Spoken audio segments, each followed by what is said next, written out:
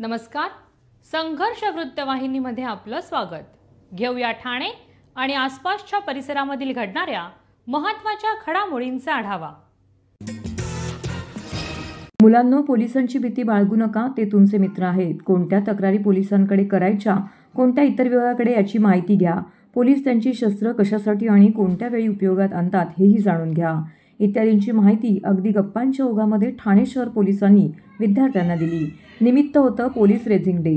पंतप्रधान पंडित जवाहरलाल नेहरू यांच्या हस्ते 2 जानेवारी 1960 रोजी महाराष्ट्रात पोलीस दलाला त्यांचा स्वतंत्र ध्वज देण्यात आला.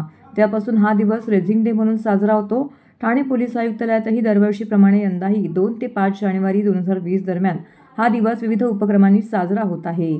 नौपाडा पोलीस ठाण्यात वरिष्ठ पोलीस निरीक्षक अभय महाजन यांनी या निमित्त सरस्वती शाळेतील 8वी ते 9वी पर्यंतच्या सुमारे 60 विद्यार्थ्यांना गटागटांनी पोलीस यंत्रणेची माहिती दिली. यात पोलीस ठाण्याचे कामकाज कसे चालते, ठाणे अंमलदार, मुद्देमाल याबाबतची माहिती तसेच SLR पासून अश्रुधुरांच्या नळकांड्यापर्यंतच्या शस्त्रांचीही माहिती दिली. जमाव नियंत्रणापलीकडे गेल्यानंतर त्यावर थेट लाठीचार्ज किंवा गोळीबार करण्यापेक्षा अश्रुधुरांच्या नळकांड्या फोडण्यासाठी गॅस गनचा कसा उपयोग केला जातो, याशिवाय 9mm पिस्तूल, कार्बाइन, सेल्फ लोडेड रायफल इत्यादी आधुनिक शस्त्रांची माहिती विद्यार्थ्यांनी पोलिसांकडून जाणून घेतली. यावेळी नौपाडा पोलीस स्टेशनचे वरिष्ठ पोलीस निरीक्षक अभय महाजन यांनी याबाबतची अधिक माहिती दिली.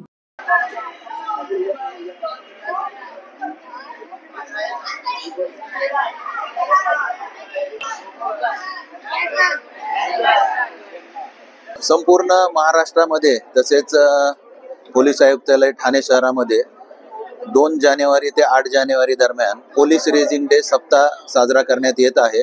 या निमित्त नौपाडा पोलीस स्टेशनच्या वतीने रोज शाळेतील विद्यार्थ्यांना पोलीस स्टेशनला आणून पोलीस स्टेशनमधील कामकाज कसं चालतं तसेच त्यांना शस्त्र प्रदर्शन केलं जातं व त्या शस्त्राबद्दल माहिती दिली जाते.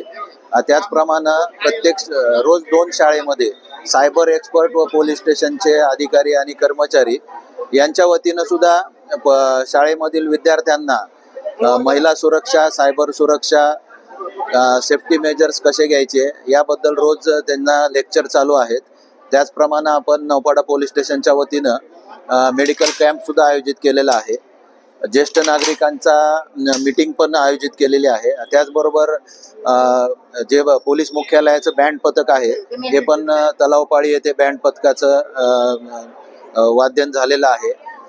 उद्या 5 तारखेला सकाळी 7 वाजता आम्ही सायकल प्रेमी व नौपाडा पोलीस स्टेशनच्या वतीने एक सायकल राईडचं पण आयोजन केलेलं आहे.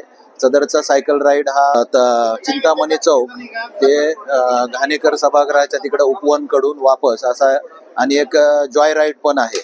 असे सर्व कार्यक्रम या रेझिंग डे सप्ताहाच्या अनुषंगानं आयोजित केलेले आहे. आणि उद्याची जे सायकल राईड आहे त्याला अतिशय चांगला प्रतिसाद आहे. त्याची जी लिंक टाकली होती त्या लिंकमध्ये आतापर्यंत 507चं रजिस्ट्रेशन झालेलं आहे. त्यासाठी उद्या आपण सर्वांनी सायकल राईडच्या तिथे यावं अशी आपल्याला विनंती करतो. ठाणे महानगरपालिकेचे मालमत्ता कर म्हणजेच प्रॉपर्टी टॅक्स भरण्याचे आवाहन.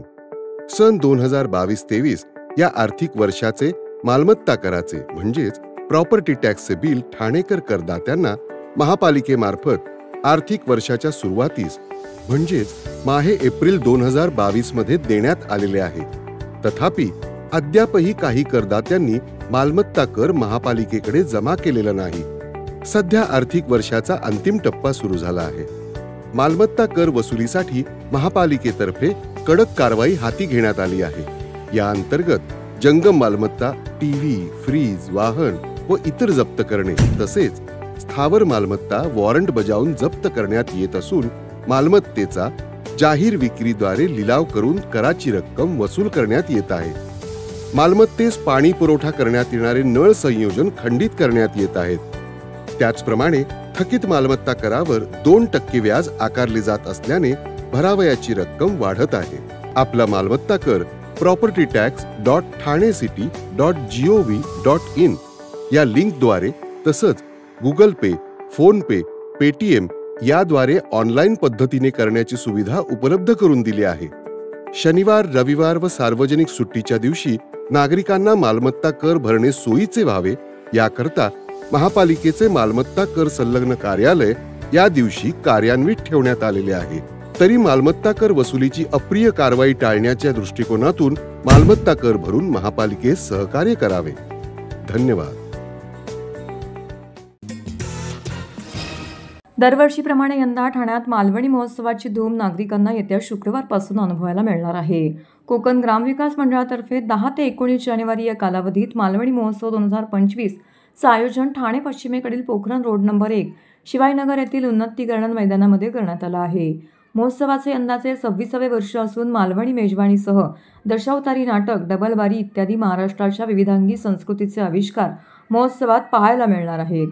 याशिवाय विद्यार्थ्यांसाठी समूह नृत्य स्पर्धा होणार असून महिला वर्गासाठी खेळ पैठणीचा मध्ये महाराणी पैठणी जिंकण्याची संधी या महोत्सवामध्ये मिळणार आहे, अशी माहिती मालवणी महोत्सवाचे आयोजक तथा कोकण ग्रामविकास मंडळ व ठाणे जिल्हा हाऊसिंग फेडरेशनचे अध्यक्ष सीताराम राणे यांनी पत्रकार परिषदेमध्ये दिली. कोकणातील शेतकरी व्यावसायिकांना बाजारपेठ उपलब्ध व्हावी तसेच मालवणी कला संस्कृतीचा प्रचार आणि प्रचार व्हावा या हेतूने गेली अनेक वर्ष सीताराम राणे ठाण्यामध्ये मालवणी महोत्सवाचे आयोजन करतात. 10 जानेवारी रोजी सायंकाळी 7 वाजता ठाण्याचे जनसेवक आमदार संजय केळकर आणि जिल्हाधिकारी अशोक शिंगारे यांच्या हस्ते या मालवणी महोत्सवाचं उद्घाटन होणार आहे. 10 दिवस चालणाऱ्या मोहोत्सवाला महाराष्ट्राचे मुख्यमंत्री देवेंद्र फडणवीस, उपमुख्यमंत्री एकनाथ शिंदे, उपमुख्यमंत्री अजित पवार, माजी केंद्रीय मंत्री नारायण राणे, मत्स्य व बंदरे मंत्री नितेश राणे, परिवहन मंत्री प्रताप सरनाईक, भाजपाचे माजी नेते माजी मंत्री रवींद्र चव्हाण, विधान परिषदेचे गटनेते प्रवीण दरेकर, आमदार निरंजन डावखरे, निलेश राणे इत्यादींसह विविध क्षेत्रातील मान्यवर येथे भेट देणार असल्याची माहिती पत्रकार परिषदेअंतर्गत देण्यात आली. कोकण ग्रामविकास मंडळाच्या माध्यमातून आपण 27 वर्ष मालवणी महोत्सव साजरा करतो. हे 27वे वर्ष आहे आणि नेहमीप्रमाणे भरगच्च कार्यक्रम या मालवणी महोत्सवामध्ये असणार आहेत. दरवर्षी आपण एक महाराष्ट्राची सांस्कृतिक कला किंवा कोकणातली सांस्कृतिक कला म्हणून एक वेगवेगळा कार्यक्रम आपण ठेवतो. गेल्या वर्षी आपण कृष्णाई उलेकरची भारूड ठेवलं होतं. यावर्षी पिंगळा हा आपल्याच एका सांस्कृतिक कलेचा एक भाग आहे, तो आपण ठेवतो आहे. आणि दरवर्षीप्रमाणे डबलबारी असेल, कोकणातली दशावतार नाटक असेल आणि महिलांसाठी रोज पैठणी हा एक भरगच्च कार्यक्रम या मालवणी महोत्सवामध्ये आपण ठेवला आहे. या मालवणी महोत्सवाचं यावर्षी विशेषण असं आहे की यावर्षी पहिल्यांदा आपण मालवणी महोत्सवातलं मंदिर हे कौलारू, कोकणातलं कौलारू मंदिर आपण तयार करतो आहे आणि त्यात गणपतीची मूर्ती असणार आहे. आणि हे मंदिर भव्य दिव्य जवळजवळ 30 ते 35 फूट उंचीचं हे मंदिर आहे. VIP माननीय मुख्यमंत्री देवेंद्र फडणवीस, दोन्ही उपमुख्यमंत्री माननीय एकनाथजी शिंदे, अजितदादा पवार, सहकार मंत्री बाबासाहेब पाटील, त्याचप्रमाणे आमचे कणकवलीतले नवनिर्वाचित निवडून आलेले आमदारांनी आता मत्स्य बंदरचे मंत्री झालेले नितेशजी राणे, माननीय माजी मुख्यमंत्री आणि खासदार नारायणरावजी राणे आणि पुढच्या काही दिवसात भारतीय जनता पार्टीचे प्रदेशाध्यक्ष म्हणून ज्यांचं आपण नाव घेतो, ज्यांचं नाव चर्चेत आहे, त्यांचीच प्रदेशाध्यक्षपदी निवड होईल असे रवींद्र चव्हाण हे उपस्थित राहणार आहेत. आणि केळकर आणि जिल्हाधिकाऱ्यांच्या हस्ते या कार्यक्रमाचं 10 तारीखला संध्याकाळी 7 वाजता उद्घाटन होणार आहे. हा कार्यक्रम आमचा 10 जानेवारी ते 19 जानेवारीपर्यंत असा 10 दिवसाचा कार्यक्रम असणार आहे. बऱ्याच वेळेला आमचा दोघांचा एकत्र असा हा योगायोग म्हणा किंवा काय होते त्याचा दोघांनाही उपयोग होतो. म्हणजे मालवणी महोत्सवाचे जे येणारे लोक आहेत ते वेगळे आहेत आणि उपवन फेस्टिवलला येणारे लोक वेगवेगळे आहेत. ते दोन्ही लोक दोघांना, आमचे कोकणातले लोक तो उत्सव पाहतात, त्यांचे येणारे लोक आमच्या उत्सवाला येतात आणि त्यामुळे आमच्या हॉटेल व्यावसायिकांचा व्यवसाय चांगल्या प्रकारे होतो असा अनुभव आहे आणि यावर्षी तो होईल असा विश्वास आहे. ठाण्यातच नाही तर अख्ख्या महाराष्ट्रामध्ये आपल्यासारखा मालवणी महोत्सव फार क्वचित ठिकाणी होतो. आमचे मालवणी महोत्सव साजर करणारे आयोजक असतील किंवा त्यामध्ये सहभागी होणारे स्टॉलधारक असतील, या सगळ्यांच्यामध्ये ठाण्यातला मालवणी महोत्सवाचा एक वेगळा ठसा आहे आणि वेगळी आमच्या कार्यक्रमात असलेली, मी माझं मोठेपण सांगणं बरोबर नाही, पण ही सगळ्यांची चर्चा असते की इतका सुंदर चांगला कार्यक्रम, स्वच्छता, सिक्युरिटी सगळ्याच्या दृष्टिकोनातून उत्तम आयोजन आणि नियोजन असलेला हा कार्यक्रम आहे. त्यामुळे ठाण्यातच नाही तर महाराष्ट्रात मालवणी महोत्सवाचं, शिवाजीनगरच्या मालवणी महोत्सवाचं नाव घेतलं जातं. या 10 दिवसात करोडो रुपयाची उलाढाल या मालवणी महोत्सवातून होते. सुरुवातीला काही लाखात होणारा व्यवसाय आता करोडोच्या घरात 10 दिवसात जातो, याचा आम्हाला आनंद आहे. आमदार संजय केळकर यांच्या पुढाकाराने कोकण कला अकादमी संस्कार आणि शारदा एज्युकेशन ट्रस्ट यांच्या संयुक्त विद्यमाने कोकण चषक 2025 या खुली रंगत राज्यस्तरीय एकांकिका स्पर्धेचं आयोजन केलं आहे। ही स्पर्धा मुंबईसह कोकण विभागासाठी मर्यादित आहे। या स्पर्धेची प्राथमिक फेरी 11 आणि 12 जानेवारी 2025 रोजी आनंद विश्व गुरुकुल लॉ कॉलेज ठाणे येथे, तर अंतिम फेरी 15 जानेवारी 2025 रोजी डॉक्टर काशीनाथ घाणेकर नाट्यगृहात होणार आहे, अशी माहिती आमदार संजय केळकर यांनी पत्रकार परिषदेमध्ये दिली। या पत्रकार परिषदेला प्राचार्य मंदार टिल्लू, विजय चावरे उपस्थित होते। केळकर यांनी पुढे म्हटलं की गेल्या 17 वर्षापासून ही स्पर्धा आयोजित केली जाते। यंदा या स्पर्धेचं 18वे वर्ष आहे। पूर्वी ही स्पर्धा ठाणे, पालघर, रायगडपर्यंत सीमित होती। आता ती मुंबईसह खुली स्पर्धा आयोजित केली आहे। या स्पर्धेमध्ये 25 स्पर्धकांनी भाग घेतला आहे। या स्पर्धेतून 6 एकांकिका या अंतिम फेरीमध्ये येतील। अनेक मान्यवर परीक्षक या स्पर्धेसाठी सहभागी होत असतात। या स्पर्धेतून अनेक बालकलाकार पुढे आले आहेत। या बालकलाकारांना व्यासपीठ आणि संधी या स्पर्धेतून मिळत असते, असं केळकर यांनी यावेळी म्हटलं।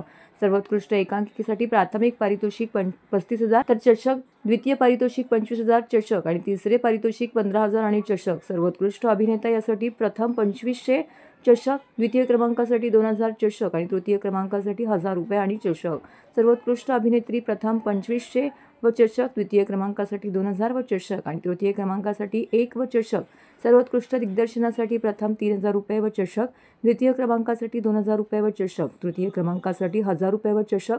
सर्वोत्कृष्ट लेखक 3,000, सर्वोत्कृष्ट नेपथ्य 3,000 रुपये, तर सर्वोत्कृष्ट पार्श्वसंगीत 3,000 रुपये व चषक। सर्वोत्कृष्ट प्रकाश योजना 3,000 रुपये, अशा वेगवेगळ्या पारितोषिकांचं या ठिकाणी वितरण जे आहे ते इथे केलं जाणार आहे। प्रेक्षकांसाठी ही स्पर्धा विनामूल्य अशी आहे। कोकण कला अकादमी संस्कार शारदा एज्युकेशन यांच्या संयुक्त विद्यमाने 18व्या वर्षामध्ये आता हा कोकण चषक पदार्पण करतोय। कोकण चषक एकांकी स्पर्धेचं आयोजन केलंय। 11 आणि 12ला याचं प्राथमिक फेरी होणार आहे आणि 15 तारखेला याची अंतिम फेरी 7 एकांकिका ज्या अंतिम फेरीत जातील त्याचं सादरीकरण आणि संध्याकाळी 6 वाजता बरोबर काशीनाथ घाणेकर सभागृहामध्ये त्याचा बक्षीस समारंभ होणार आहे। या स्पर्धेचं हे 18वं वर्ष आहे। ही स्पर्धा पूर्वी केवळ 4 जिल्हे कोकणामधले याच्याकरता मर्यादित होती, महाविद्यालयांकरता फक्त मर्यादित होती। आता ती आम्ही खुली केलेली आहे। या स्पर्धेमध्ये अनेक संस्था सहभागी झालेल्या आहेत। जवळपास 25-30 संस्थांनी या आपल्या कोकण चषक स्पर्धेमध्ये सहभाग घेतलाय। परीक्षक देखील अतिशय नावाजलेले किंवा मान्यवर की ज्यांचा गाढा अनुभव आहे असे परीक्षक या स्पर्धेमध्ये सहभागी असतात। एकूणच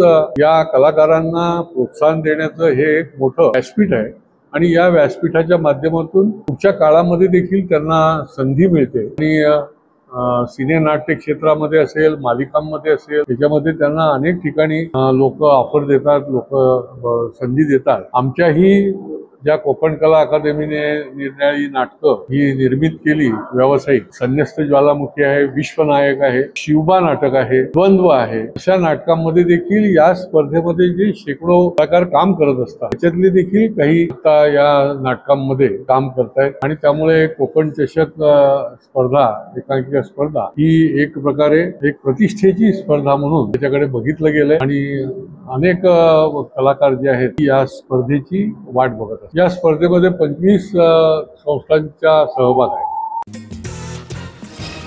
कल्याण फाटा परिसरातील अटलांटा बिल्डिंगच्या शेजारी असलेल्या अतिक्रमणांवरती कारवाई करत असताना पाठीमागून आलेल्या शाह आलम शाहजहा खान याने सहाय्यक आयुक्त भालचंद्र घुगे यांच्या अंगावरती धावून जात शिवीगाळ करत मारहाण केली। त्यावेळी या परिसरात एकच भीतीची लाट पसरली आहे। तर या घटनेचा स्थानिक राजकीय नेत्यांकडून देखील निषेध नोंदवण्यात आलेला आहे। दिवा प्रभाग समितीचे सहाय्यक आयुक्त भालचंद्र घुगे यांनी दिवा प्रभाग समितीचा पदभार हातात घेतल्यानंतर दिवा प्रभाग समिती अंतर्गत अनधिकृत बांधकामे व फेरीवाले यांच्यावरती नियंत्रण ठेवण्यासाठी कारवाई करत आहेत। त्यानुसार गुरुवारी दुपारी सहाय्यक आयुक्त भालचंद्र घुगे हे अतिक्रमण पथकासह कल्याण फाटा येथील अटलांटा बिल्डिंगच्या शेजारी असलेल्या अतिक्रमणांवरती कारवाई करत होते। यावेळी ताडपत्रीचे शेड बांधून अतिक्रमण करून इंजिन ऑइलची विक्री करत असताना हे आढळून आले। या अतिक्रमणावरती कारवाई करण्यासाठी गेले असता अब्दुल्ला शाह आलम खान यांनी सहाय्यक आयुक्तांशी व त्यांच्या सहकाऱ्यांशी वाद घालून शिवीगाळ करीत धमकी दिली। तर शाह आलम शाहजहा खान यांनी घुगे यांच्या मानेवरती हाताने जोराचा फटका मारून शिवीगाळ करत धमकी दिली। या घटनेप्रकरणी डायघर पोलीस ठाण्यामध्ये गुन्हा दाखल करण्यात आला असल्याची माहिती सूत्रांनी दिली आहे। या घटनेमुळे अधिकारी आणि कर्मचाऱ्यांमध्ये संतापाची लाट पसरली आहे। तर दुसरीकडे स्थानिक राजकीय पक्षांकडून देखील या घटनेचा निषेध नोंदवण्यात आला आहे। निवाक प्रभाग समिती अनधिकृत बांधकाम व अनधिकृत फेरीवाले मुक्त अशी प्रभाग समिती झाली पाहिजे। या भ्याड हल्ल्या प्रकरणाचा आम्ही शिवसेना उद्धव बाळासाहेब ठाकरे पक्षाकडून जाहीर निषेध करतो, असे शिवसेना उद्धव बाळासाहेब ठाकरे निवा शहर संघटक रोहिदास मुंडे यांनी म्हटलेलं आहे। तर या घटनेचा सर्व स्तरातून संताप व्यक्त करण्यात येत आहे।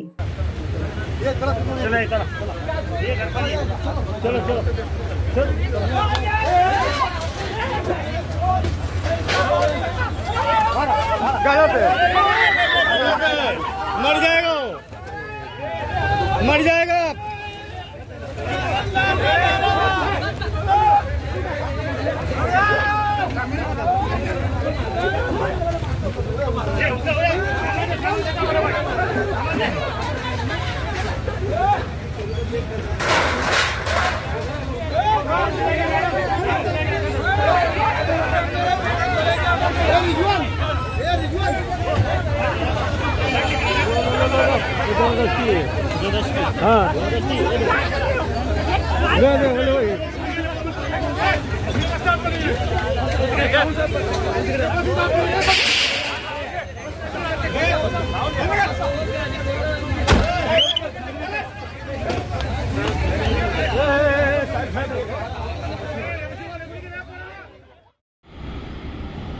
दिवा प्रभाग समितीचे सहाय्यक आयुक्त भालचंद्र घुगेसाहेब यांच्यावर काल अनधिकृत बांधकामावर कारवाई करताना भ्याड हल्ला बिल्डरांनी केलेला आहे। याचा आम्ही शिवसेना उद्धव बाळासाहेब ठाकरे पक्षाकडून जाहीर निषेध करतो आणि अशा बिल्डरांवर कठोर कारवाई झाली पाहिजे। आणि जे अनधिकृत जे हातगाड्या आहेत हेही अनेक वेळा अशा महापालिकेच्या अधिकाऱ्यांवर हमले करतात। या संदर्भात कठोर कारवाई झाली पाहिजे।